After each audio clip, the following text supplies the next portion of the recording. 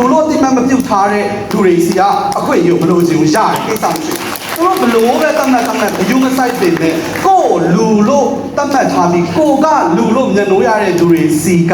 အမှန်တရားတွေအခွင့်အရေးတွေတော့လိုချင်ပါတယ်။ဘာလို့ပြောရတာလဲဆိုရင်ဒီလိုတော်လှန်ရေး9နှစ်ကျော်ကာလအထိမှာအခုထိမှန်ကန်တဲ့ဒီမိုကရေစီမှန်ကန်တဲ့အခွင့်အရေး LGBT တွေရပြီလားလို့မေးရင်မရသေးပါဘူး။မရသေးပါဘူး။ကျွန်တော်တို့အယောင်ဆောင်မပါမဖြစ်ငငယ်တော့အကြောင်းလေးမဲ့ရွာတဲရီဆုံးတဲ့အိမ်တော့ပါမယ်ဆိုတော့အဲ့ဒီလိုထမင်းမစားဟင်းမစားဆုံးတဲ့အိမ်ပါခွင့်ပြုတဲ့အနေနဲ့ LGBT ခုံတခုံပေးတာလောက်နေကြတော့ကျွန်တော်တို့ဒါဒီလိုချင်တဲ့အခွင့်အရေးမဟုတ်ပါဘူးကျွန်တော်တို့ဒီအခြေခံလူ့အခွင့်အရေးကိုခံစားခွင့်ရှိတော့အခြေခံလူ့အခွင့်အရေးတွေဒီလူလောကကြီးကိုလှပအောင်ဖန်တီးနေတဲ့နေရာမှာယောက်ျားမိန်းမ LGBT မတန်ဆွမ်း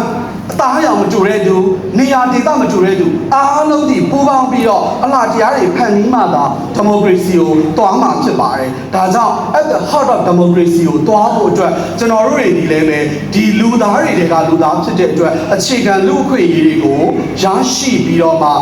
ပို့ပြီးတော့ကျွန်တော်တို့လိုချင်တဲ့ပန်းတိုင်ကိုတွားနိုင်ဖို့အတွက်အမြဲတမ်း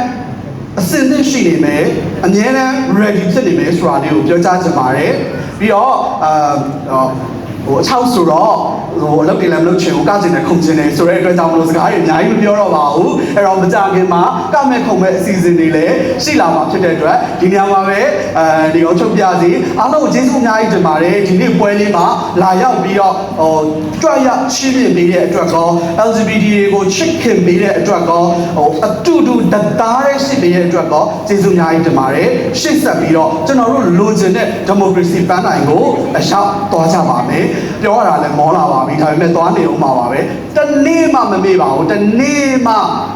တော်လန်ရေးကိုမလုပ်တဲ့နေ့ဆိုတာမရှိပါဘူးအဲ့တော့အားလုံးလည်းအတူတူဖြစ်မယ်လို့ယုံကြည်ပါတယ်ကျေးဇူးအများကြီးတင်ပါတယ်